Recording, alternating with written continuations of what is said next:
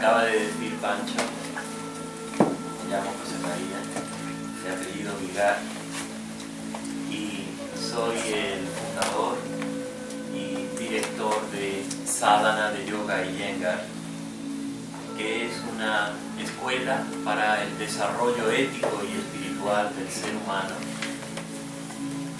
que está comprometida con la enseñanza y la difusión del yoga según el magisterio de Yogacharya Shri BKS Iyengar, que abrió sus puertas por vez primera en Málaga, allá en España, en 1992.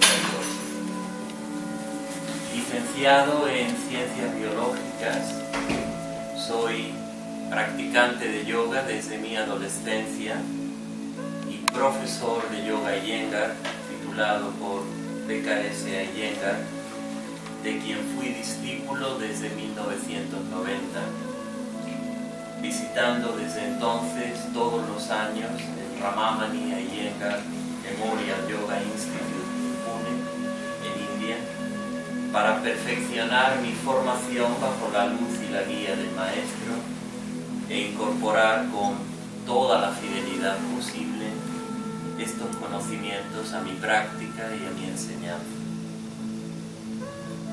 Formador de profesores, imparto seminarios y dirijo cursos de acceso al título de profesor de Yoga Iyengar en varios de sus grados a nivel nacional e internacional.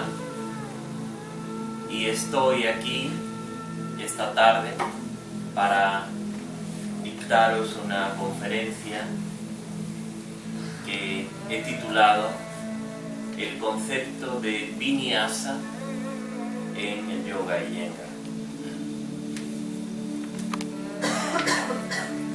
Toda conferencia tiene un pequeño prólogo y el día de hoy así lo demanda.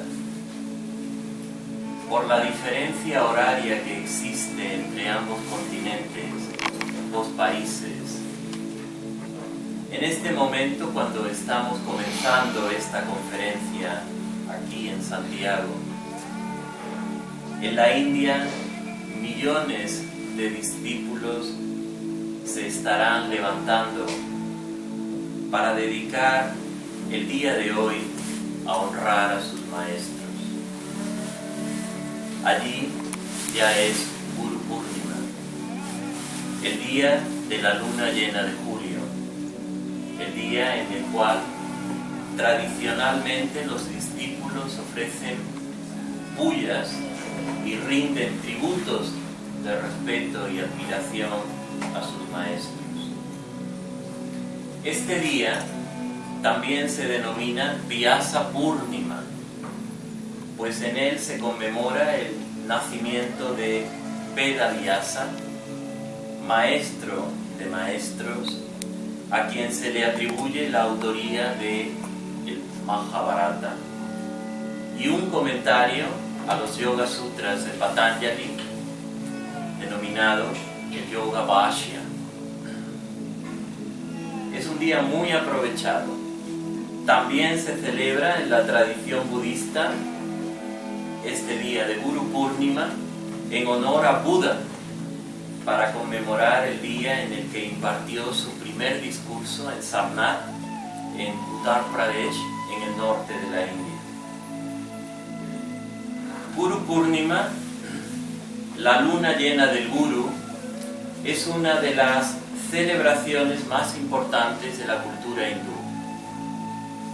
Es el día en el cual se honra a los maestros espirituales que por medio de su compasión infinita y la gracia suprema han impartido el conocimiento de lo absoluto a todo buscador de sí mismo. En la tradición del Hatha Yoga, el alma se asimila con el sol, inmutable, y la mente se identifica con la luna, con sus fases, siempre oscilando, siempre cambiando. El Guru, tocado por la gracia suprema, también es asimilado con el sol. Y Purnima, que significa luna llena, simboliza la mente del discípulo radiante, llena de deleite, reflejando la luz del Gurú sin la más mínima sombra de oscuridad o fluctuación. Así pues, el verdadero significado de Guru Purnima va más allá de las ofrendas al Maestro para convertirse en el día en el que el discípulo ritualiza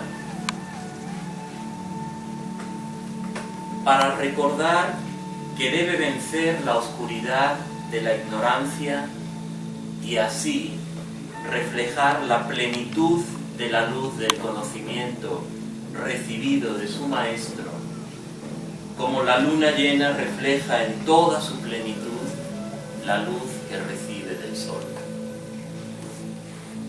Sirva esta conferencia como mi ofrenda sencilla y devota para honrar a Yogacharya Sri BKS Iyengar, mi venerado maestro, sin romper con la celebración de algún acto en su memoria, como correspondería en este día propicio para ello, el año de luto de su reciente fallecimiento el 20 de agosto pasado. Esa es la tradición en la India, no realizar ningún acto de celebración o conmemoración durante el primer año.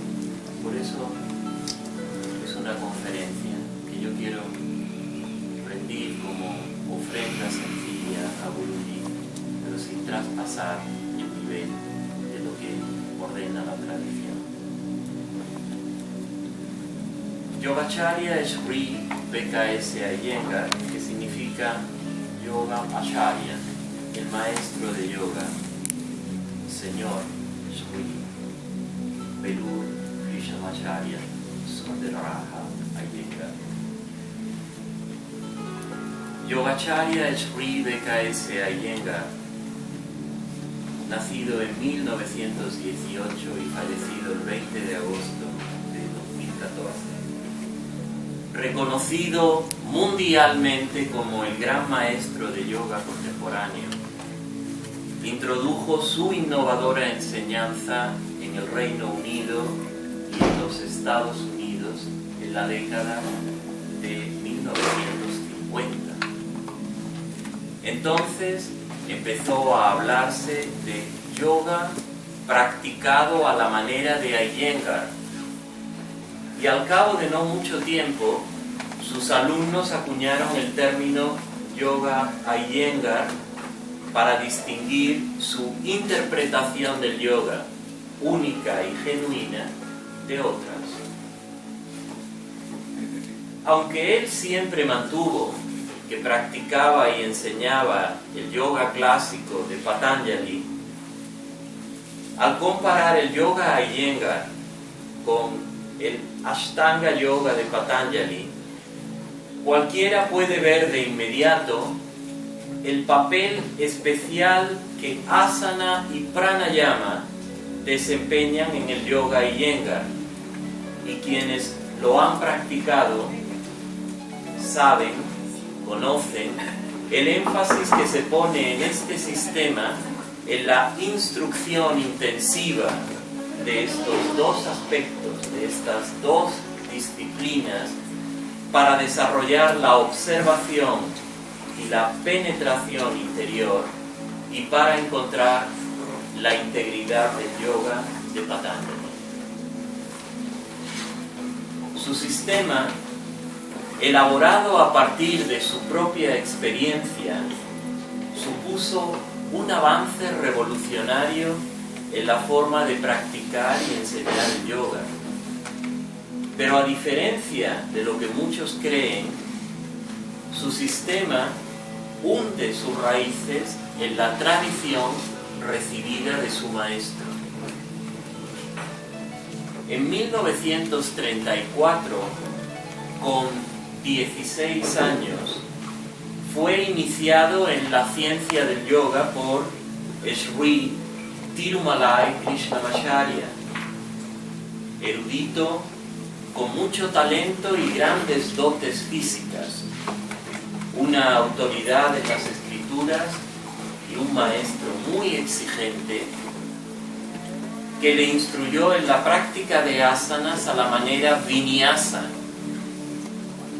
una forma de colocar las posturas en orden secuencial, realizándolas en rápida sucesión.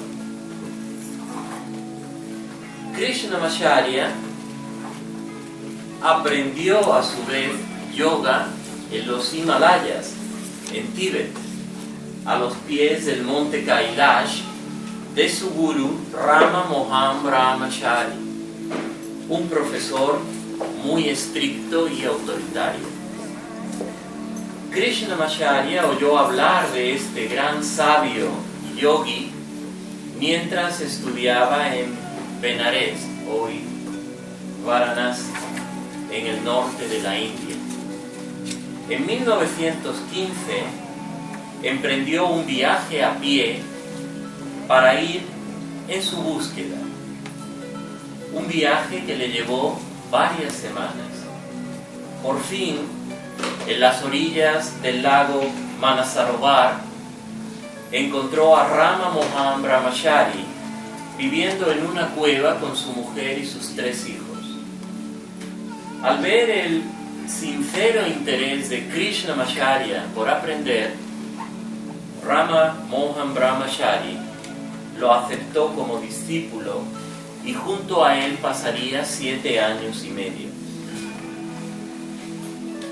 Durante ese tiempo, Krishnamacharya recibió instrucción en los diferentes aspectos del yoga y se aprendió, como era la costumbre en aquella época, muchos textos yógicos de memoria. Entre ellos, el Yoga Kurunta, que integraba las enseñanzas filosóficas de Patanjali con la instrucción en la práctica de pranayama y de asana, y dentro de esta última disciplina, asana, recibió instrucción de Rama Mohan Brahmacharya en 3 aspectos fundamentales: vinyasa, las secuencias dinámicas; tratak, la concentración de la mirada; y bandhas, las llaves o cierres para evitar la disipación del prana. Al concluir su formación, Rama Mohan Brahmachari le pidió a Krishnamacharya como Guru Dakshina, como pago por su guía espiritual, que retornase a su ciudad y que se dedicase a la enseñanza del yoga y a formar una familia.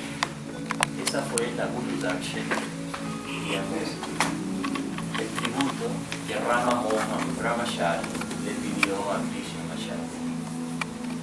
A pesar de las diversas ofertas que recibió para ocupar cargos importantes en diversos templos e instituciones, Krishnamacharya renunció a esas oportunidades y prefirió honrar la promesa que le había hecho a su gurú. Empezó a enseñar yoga en la década de 1920, cuando los alumnos interesados en el yoga en la India eran pocos y la enseñanza del yoga no era ni siquiera remunerada.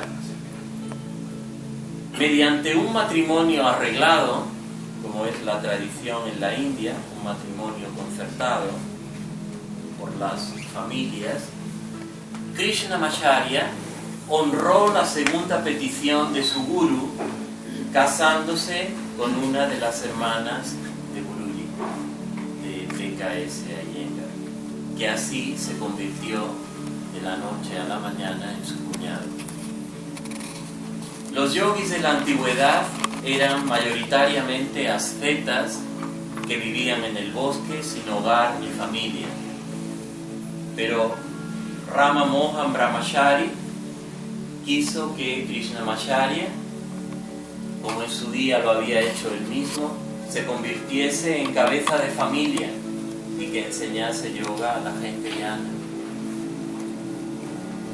En 1924, Krishnamacharya se instaló en Mysore, al sur de la India.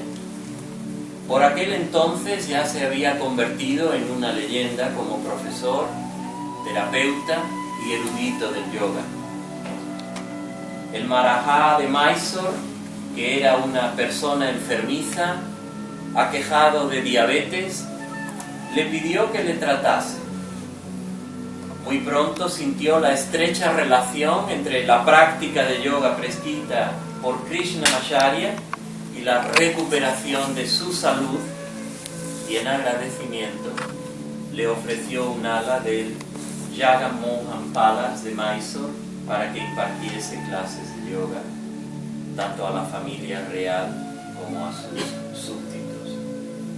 Recordad que los Maharajas o Maharayas eran los antiguos reyes en la India que luego serían convertidos en virreyes después de la colonización inglesa.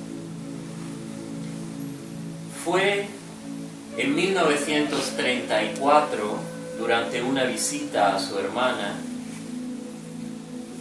cuando Krishnamacharya sugirió que el joven Guruji debería quedarse en Mysore y empezar a practicar asanas para vencer a la tuberculosis que le aquejaba y mejorar su salud, y se ofreció para ayudarle. Debéis saber que Guruji nació en 1918, en plena epidemia de la gripe conocida como la gripe española. Su madre estuvo a punto de morir y él nació como un niño muy debilitado y enfermizo que muy pronto contrajo malaria. A los 13 años contrajo el tifus, que le llevó casi un año de convalecencia, y a los 16 fue prácticamente desahuciado por la ciencia médica porque no había remedio para la tuberculosis en aquella época. Guruji se quedó en Mysore y recibió de su gurú mucha seriedad, mucha disciplina y mucha capacidad para trabajar sin descanso. Pero fue casi lo único que recibió de Krishnamacharya. Durante los 2 años que pasó en Mysore, Krishnamacharya apenas le alentó a practicar y no le explicó los principios o las sutilezas del yoga. En todo ese tiempo no dedicó más de 40 días a enseñarle y nunca le explicó cómo evitar o aliviar el terrible dolor que sufría mientras intentaba dominar las posturas que le pedía que ejecutase de forma instantánea. Pero Krishnamacharya plantó la semilla del yoga en el interior de nuestro Guruji, y esa semilla habría de crecer hasta hacerse un gigantesco árbol que ha difundido sus semillas por todos los continentes. Por ello, Guruji siempre lo consideró su gurú. Aunque el joven Iyengar pronto supo ir despojándose de las pocas influencias que podían condicionarle, su enseñanza en las décadas de los años 1930 y 1940 estuvo influida por lo que había aprendido con Krishnamacharya.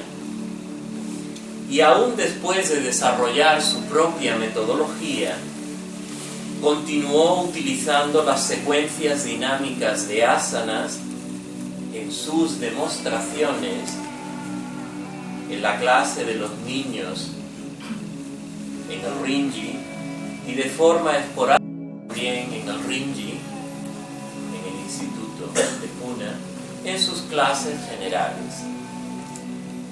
Al ser preguntado en diferentes ocasiones cómo valoraba su enseñanza comparada con la de Krishnamacharya, Guruji solía responder que su forma de practicar y enseñar asanas, que había ido evolucionando desde la década de los años 50, suponía ciertamente una mejora en relación a la de su guru, una evolución. En lugar de limitarse a practicar y enseñar lo aprendido con Krishnamacharya, muy pronto empezó a explorar su cuerpo interno y a explicar a sus alumnos el arte de la observación interior y la interpenetración mientras practicaban las secuencias dinámicas de asanas, transformando y enriqueciendo de este modo el concepto de vinyasa que en la genuina reelaboración de Guruji pasó a ser un método secuencial de disposición adecuada de las posturas de modo que pudiesen generar los cambios esperados en el cuerpo y en la mente. Fue entonces cuando empezó a incluir constantes comentarios en sus clases y demostraciones que hechizaban tanto a los alumnos en las clases como a los espectadores en las demostraciones. Manteniendo su individualidad, enlazaba las posturas atendiendo a bases científicas tales como los movimientos de la columna, las acciones internas comunes en ellas, los efectos fisiológicos u orgánicos, mentales o intelectuales, y entre ellas pasaba a explicar sus utilidades y efectos, sus complejidades, o elaboraba breves disertaciones sobre la filosofía del yoga. Cuando Gita Iyengar, la hija de Guruji, que también conoció por propia experiencia el modo de enseñar asanas de Krishnamacharya, compara el método de Krishnamacharya con la aproximación de su padre, ella encuentra la diferencia más radical en la falta de una secuencia lógica en la enseñanza de Krishnamacharya. Según ella, fue obra de su padre el introducir la apropiada conexión de los movimientos y las acciones de las posturas de acuerdo a su estructura anatómica, a su funcionamiento fisiológico y a su efecto psicológico. En efecto, las imágenes que se conservan de la práctica de Guruji en 1938, que acaso hayáis visto, fiel documento de lo que Krishnamacharya le había enseñado, muestran una secuencia ilógica de asanas que no están en absoluto interconectadas desde un punto de vista anatómico y fisiológico. En 1961, cuando Krishnamacharya estaba en Pune con motivo de una demostración que iban a dar su propio hijo, TKV de Sikachar y Gita Iyengar, mientras ambos practicaban, preparando esa demostración, Guruji comenzó a explicarles las acciones en cada asana, corrigiéndolos, ajustándolos, dándoles las claves para conseguir la precisión y la perfección. Krishnamacharya estaba observando sus explicaciones, apreciando su precisión y su esfuerzo por mejorar tanto la práctica de asanas. Al día siguiente, sin decírselo a nadie, fue a un joyero y le encargó que le hiciese una medalla de oro y le grabase la inscripción Yoganga Shishak Chakrabarti, que significa emperador de los profesores de yoga. Se la entregó a Guruji en una ceremonia pública organizada al efecto. Fue un gran día, un día memorable en la vida de Guruji. Su guru elogiando a su discípulo como emperador. Aunque Guruji siguió utilizando las secuencias dinámicas de asanas a lo largo de los años, donde, cuando y cuanto fue necesario, gradualmente fue sustituyéndolas por una instrucción intensiva y en profundidad de cada asana, dirigiendo la concentración de los alumnos secuencialmente a las diferentes partes del cuerpo y a las acciones que éstas han de realizar, transformando desde su propia experiencia el concepto de vinyasa en la secuencia de acciones dentro de cada postura para alcanzar su estadio máximo o definitivo, que quizás sea la faceta más conocida del yoga Iyengar. Recuerdo que con ocasión de la celebración del 80 cumpleaños de Guruji, junto con un par de profesores más españoles, tuve la oportunidad de hacerle una entrevista que fue publicada en su día en la revista de la Asociación Española de Yoga Iyengar, Yoga Yuala, el fuego del yoga, la llama del yoga, y que Guruji consideró suficientemente interesante para incluir en esa colección de libros que recopila, diríamos, toda su obra, Astadala Yogamala, en el volumen número 6. Y recuerdo que en esa entrevista, por si alguien quiere consultarla, él se explayó a una pregunta mía en explicar esta transformación del concepto de vinyasa en la secuencia de acciones dentro de cada postura para poder alcanzar su estadio máximo, que, como os acabo de decir, probablemente sea la faceta más conocida del yoga Iyengar.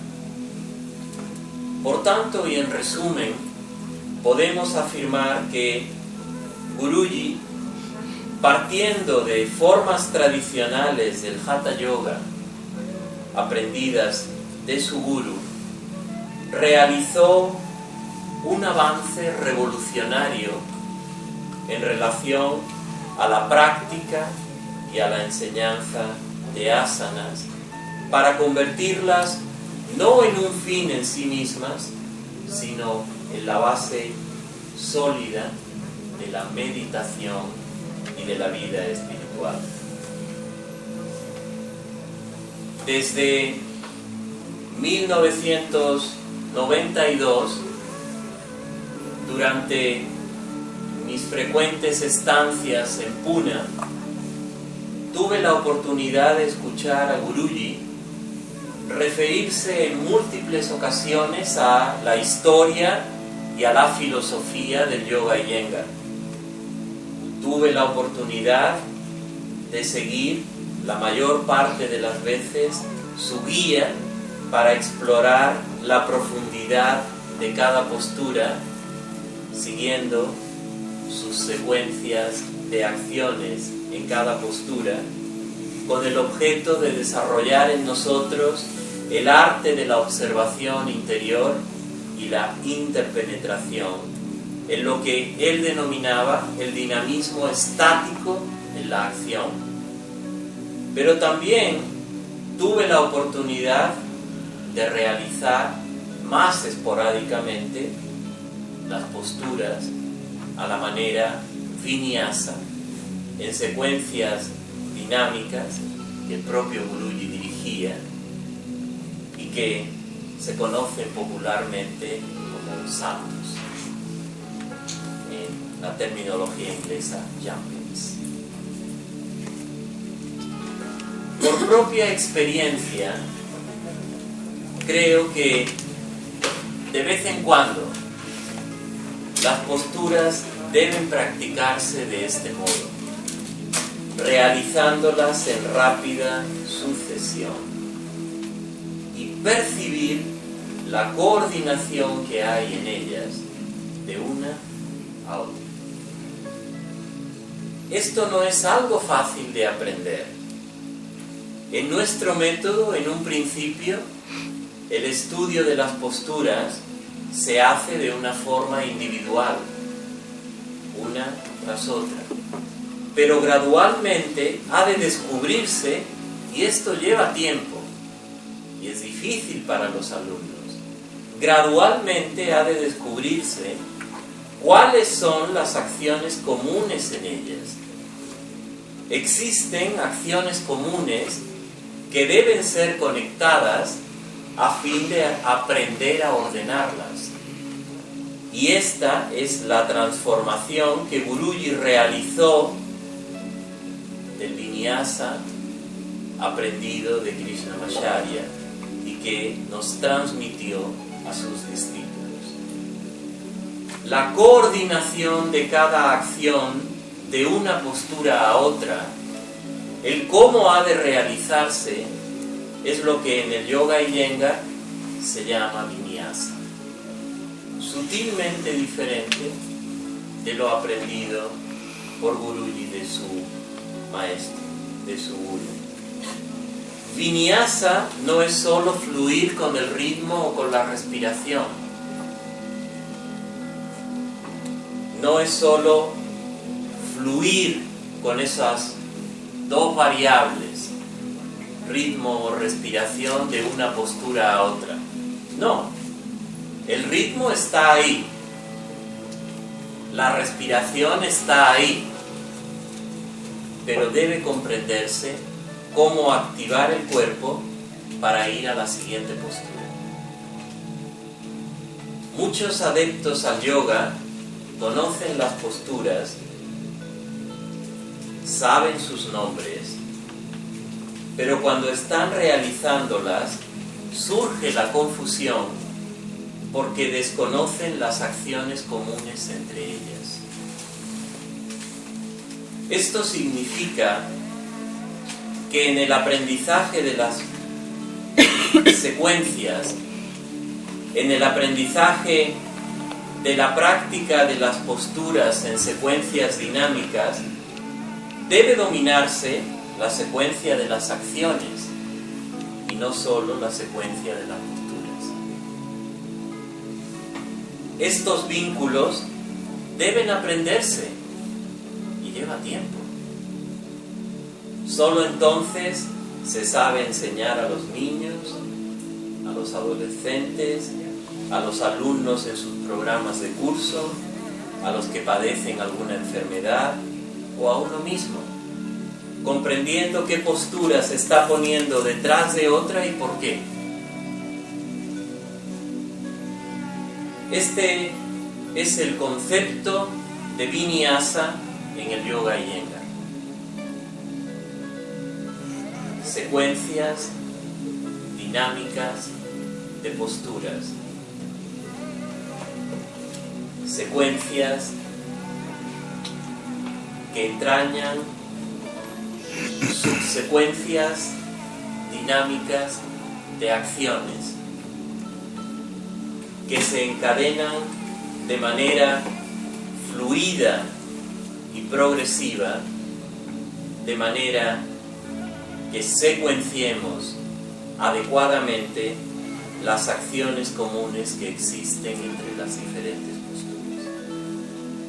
Este es el tema del seminario que impartiré en el Club Sirio de Santiago de Chile, ya de una forma práctica, no teórica, durante los días 6 y 7 de agosto próximos y que está abierto a practicantes de yoga en general y al que os animo a participar.